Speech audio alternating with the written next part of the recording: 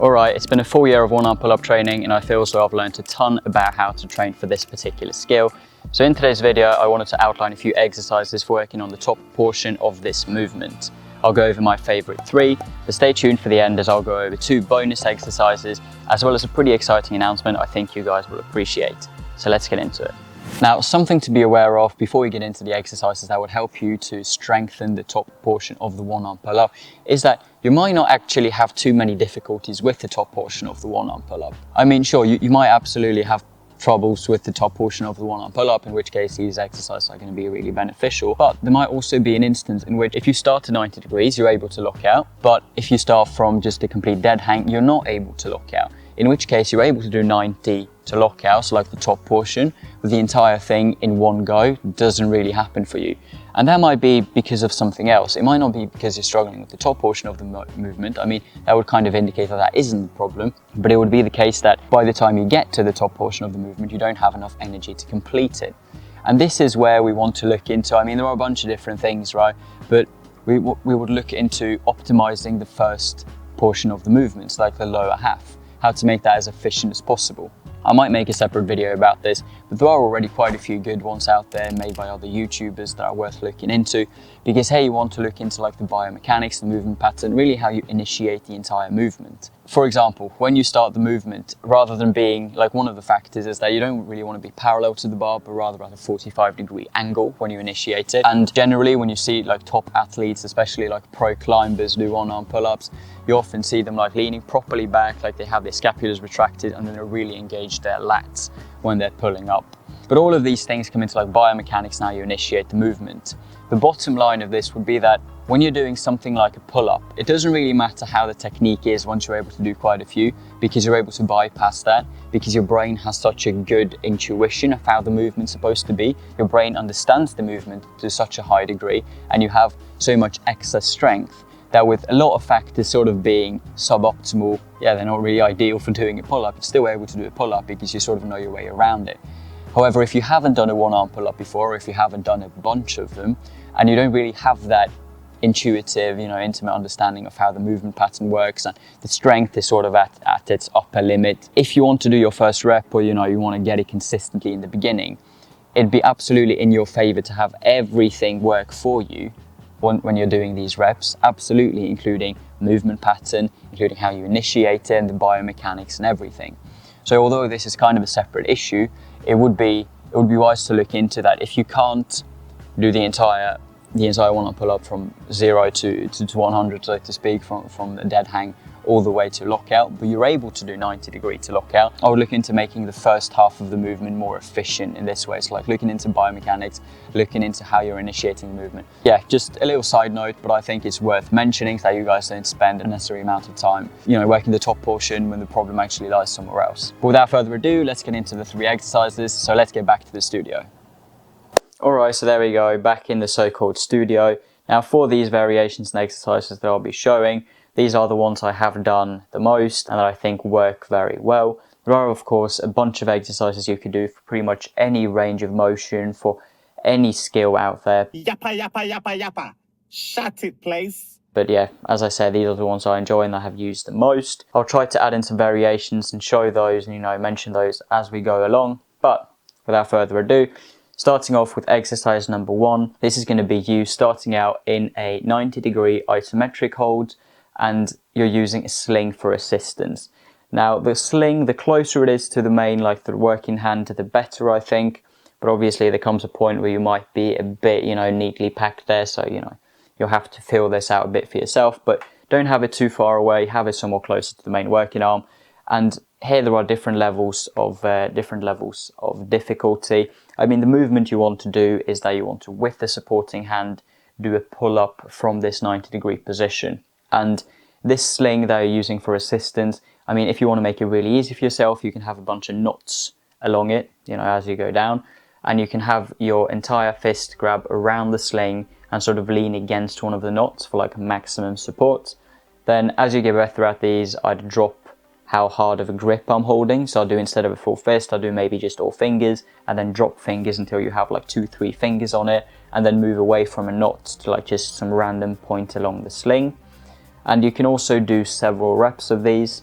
So like building it up to, okay, just doing this tiny little pinch along the sling, not along the knot, and just doing a few reps there, really slow and controlled. You're supposed to feel it mostly in the working arm, so don't use too much of of assistance in the supporting arm. But I guess that's why you level the grip down gradually as you improve strength-wise. For variations of this, I mean, obviously you can do it with a band, right, a resistance band, and you can do it with a few fingers, like 1 or 2 fingers at least to begin with. But then you're starting to change it up quite a bit. The band is more similar, but still, I like this exercise with the sling, where you get this static resistance, like it doesn't change, compared to the band where you have variable resistance. But it's just nice to practice that range in an isolated manner.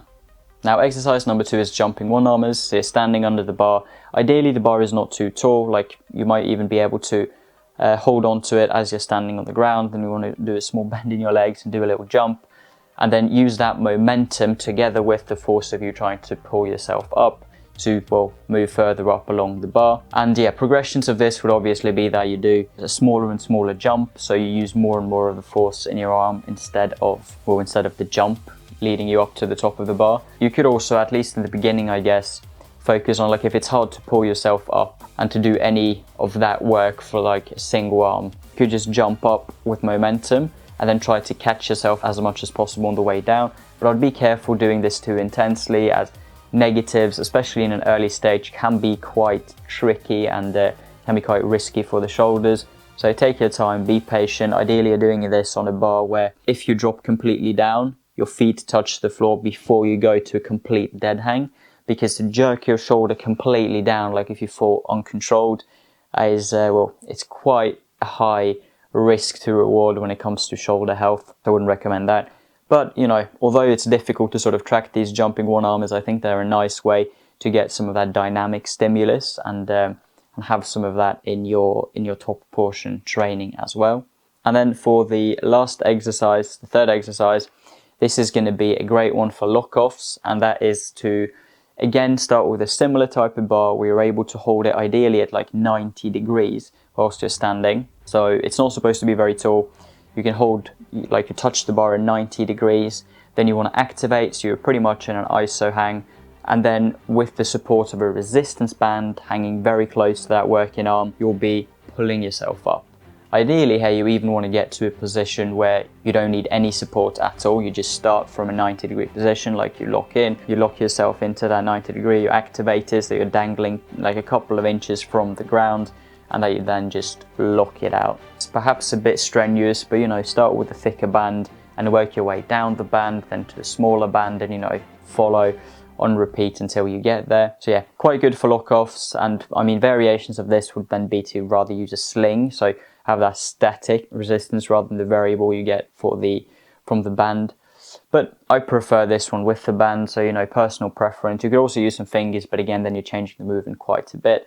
I mean, exercise 1 and 3 might seem pretty similar, but for this one, I wouldn't do too many reps. Like with the sling, when you're up there, you've started 90 degrees statically, and it's a bit of a taller bar, and you jump up and catch yourself there, like with the help of the sling. It's a bit easier to control that position, even if you can't do a very, very good or very, very strong or long 90-degree hold, because the static resistance from the sling helps out quite a bit. Whereas this exercise, I wouldn't do many reps. I'd rather just focus on grinding it out and getting proper clean. Obviously, once you get pretty good at them, you can do several for reps. But the goal here is just to sort of squeeze it down, really lock it in well, and really feel your muscles working. So a bit of a strength builder, I suppose you could say. Alright, and now for the bonus exercises. The first one is going to be typewriter pull-ups. To be honest, guys, I'm not the biggest fan of typewriter pull-ups, not going to lie. But it is a variation that does provide some stimulus to the upper parts of the movement. I mean, you go to either like 90 or, you know, sort of a lock-off position, and then you move in between, from side to side, so you do get some stimulus there. And it's a variation that doesn't require anything apart from body weight. You don't even need a sling, don't even need a band, don't need anything like that. So, you know, although it's not my favorite, it's definitely a little exercise to consider if you guys are a big fan of it. You know, if it gets you doing a bit more one-arm pull-up work, it might be a good option. And now for bonus number 2, that's going to be ISO holds. You guys know I'm a big fan of isometrics. So for this, I just target any type of isometric position you feel weak in, from like 90 degrees to the lockout. Some positions are obviously going to be quite weak. I mean, 90 degrees is one thing, lockout is one thing, but something in between, or at least for me that's the case, is sometimes feels really difficult to lock in. So that can be a good place to put in some time and put in some work. Only thing I'd say here is be a bit cautious. Like if you haven't done a lot of weighted pull-up training or a lot of one-arm pull-up training already, these positions near lockout can be quite strenuous. So staying in these positions for a lot of time can lead to some, what can I say, tingly elbows. So be careful and gauge sort of your condition from session to session, week to week. You know, take it easy, build up slowly, but this can be a nice exercise to throw in there for getting a bit more of that strength. Also, a little side note about these, it's important to consider whenever you're doing these movements. I mean, some of them might be like straight in front of the bar and only for a strength aspect, but generally speaking, when you're working the top portion of the movement, like if you're working the movement pattern, you want to think as much as possible about what type of orientation and what type of position will you be having throughout the movement, right? At the different stages from 90 to lockout, where are you in regards to the bar? Are you directly ahead of it? Like, are you parallel to it? Are you at some type of angle? And try to emulate that as much as possible as well. Because when you're doing this one-arm pull-up, training and when you want to achieve it, ideally you have the best possible biomechanics and the best possible, well, initiation and just movement pattern throughout, so that you increase your chance of getting it. Once you can do consistent reps, you'll get to a point where you're so strong and you're doing them so well, if you keep the training up for that long, that it doesn't really matter. It becomes a bit like a pull-up, right? Even if you sort of don't start in the best way possible, even if you don't move exactly with the right angles, you'll still get it because you have the strength and your body understands the technique to a high enough degree where it can sort of like make adjustments as you go. That's not the case for beginners, at least I haven't really seen it to be, and I guess it would be quite rare then. So yeah, try to keep that in mind. And also guys, I want to emphasize the importance of progressive overload. Whether that means having a timer in the background for how many seconds you've been on an isometric hold, or how many seconds you do for a rep or for a negative or whatever exercise you might be doing, right? With that set countdown timer, you can absolutely hear like each second going by, so you can accurately judge how long you're staying on the bar. Or whether it is to swap to smaller resistance bands, whether it is to go further down the band, whether it is to do more repetitions, whether it is to spend less force on a jumping one arm, or whatever it might be. Sometimes it might be a bit difficult to track, absolutely, but try your best, and for the things that you can, set up systems and make it easy for yourself to progressively put in more and more strength, build more and more strength, and get closer and closer to unlocking that one-arm pull-up. So hopefully some of these exercises resonated with you, and if you test them out and they seem to help you quite well, let me know in the comments down below. But now for a special little message.